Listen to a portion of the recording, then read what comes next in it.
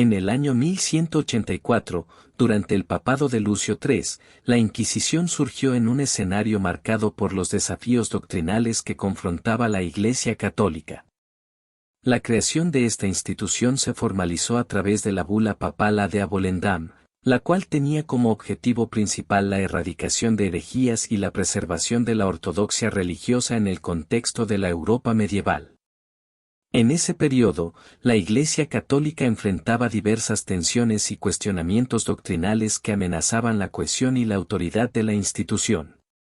La Inquisición se erigió como una respuesta institucional a estas amenazas, adoptando medidas más rigurosas para identificar, perseguir y castigar a aquellos considerados herejes, es decir, aquellos que se apartaban de las enseñanzas consideradas ortodoxas por la Iglesia.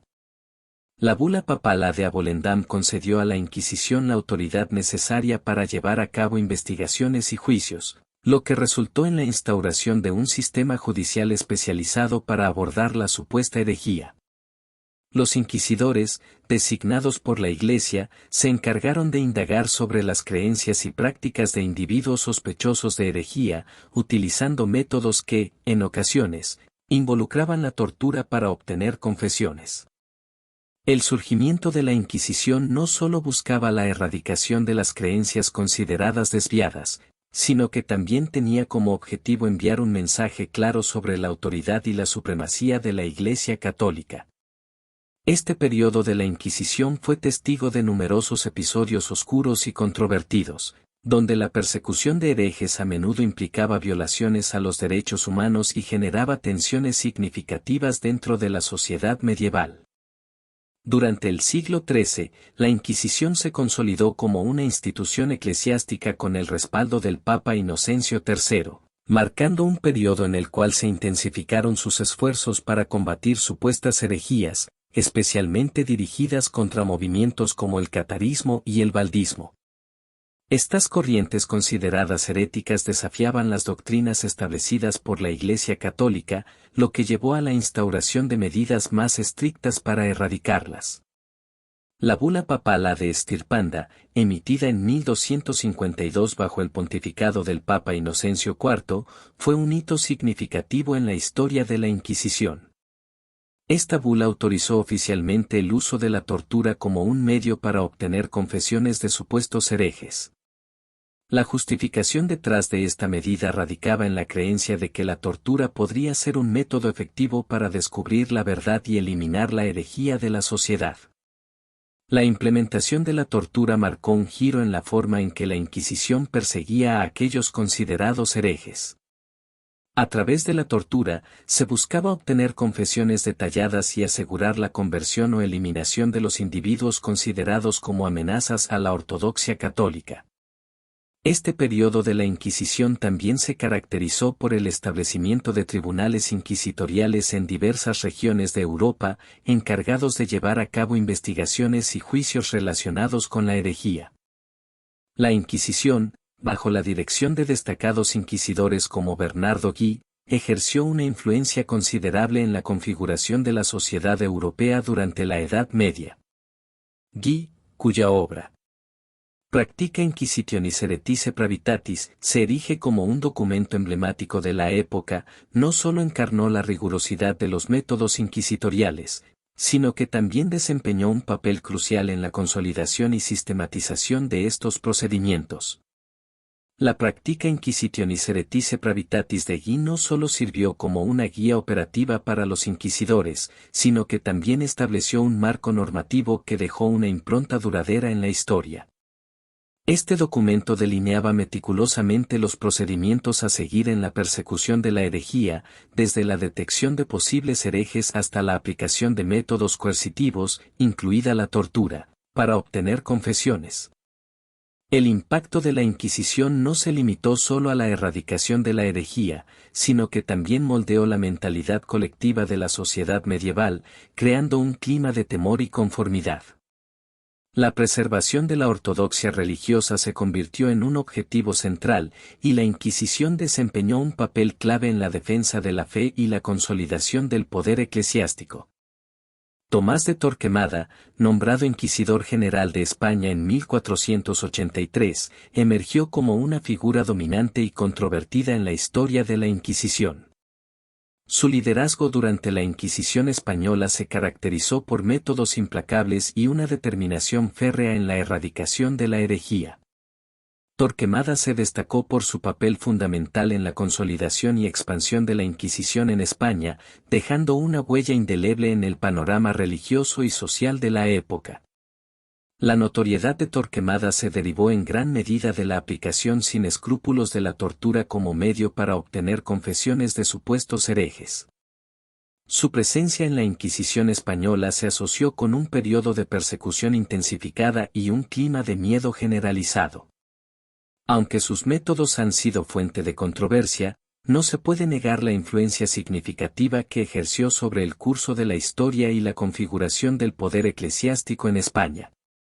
Otro inquisidor notable que dejó su marca en la historia fue Conrad von Marburg, reconocido por su participación en la persecución de la beguina Margarita Porete en Alemania. Su papel en la Inquisición alemana lo destacó como una figura influyente y rigurosa en la lucha contra la herejía. La beguina Margarita Porete fue condenada por sus escritos místicos considerados heréticos, y la participación de Conrad von Marburg en su proceso refleja la intensidad con la que se llevaban a cabo las persecuciones inquisitoriales en diferentes regiones de Europa. Estos inquisidores notables, como Torquemada y Conrad von Marburg, ilustran la diversidad de la Inquisición en términos de geografía y métodos. A medida que exploramos estos episodios de la historia, es esencial comprender el contexto de la época y reflexionar sobre las consecuencias de las acciones llevadas a cabo en nombre de la ortodoxia religiosa. La figura de Torquemada, en particular, resalta la intersección entre el poder político y eclesiástico, y cómo las decisiones de individuos influyentes pueden dejar una marca indeleble en la historia de la Inquisición y más allá. La influencia de la Inquisición se extendió profundamente en la vida cotidiana, creando un ambiente de temor y desconfianza que permeó todos los aspectos de la sociedad. Durante este periodo, el arte y la cultura fueron moldeados para reflejar y promover la doctrina católica, convirtiéndose en herramientas efectivas para la consolidación del poder eclesiástico y la supresión de cualquier forma de disidencia. La censura y la autocensura artística se convirtieron en prácticas comunes, ya que los artistas buscaban evitar cualquier representación que pudiera ser interpretada como herética o contraria a la ortodoxia religiosa. Las expresiones culturales, desde la pintura hasta la literatura, se vieron obligadas a adherirse a los cánones establecidos por la Iglesia, contribuyendo así a la uniformidad ideológica impuesta por la Inquisición. Uno de los episodios más oscuros y notorios de la Inquisición relacionado con el arte y la cultura fue la persecución de brujas. Personajes como Heinrich Kremer, coautor de Malleus Maleficarum, El martillo de las brujas, desempeñaron un papel crucial en la intensificación de la caza de brujas durante el Renacimiento. Este tratado, considerado uno de los textos más influyentes en la caza de brujas, proporcionó una justificación pseudo-teológica para la persecución de personas acusadas de brujería. La obra de Kramer contribuyó significativamente a la creación de un ambiente de histeria y paranoia que llevó a miles de personas, en su mayoría mujeres, a ser acusadas injustamente y sometidas a torturas y ejecuciones. La Inquisición, al condicionar la expresión artística y cultural, dejó una marca indeleble en la historia, afectando no solo la libertad creativa sino también la diversidad de pensamiento. A medida que reflexionamos sobre este periodo, es esencial reconocer el impacto duradero que tuvo en la configuración de la sociedad y considerar las lecciones que ofrece en términos de tolerancia, pluralismo y respeto por la diversidad cultural y de pensamiento. En el siglo XVIII, la Inquisición experimentó un declive significativo debido al surgimiento de la Ilustración y la intensificación de los movimientos sociales que abogaban por la libertad de pensamiento y los derechos individuales.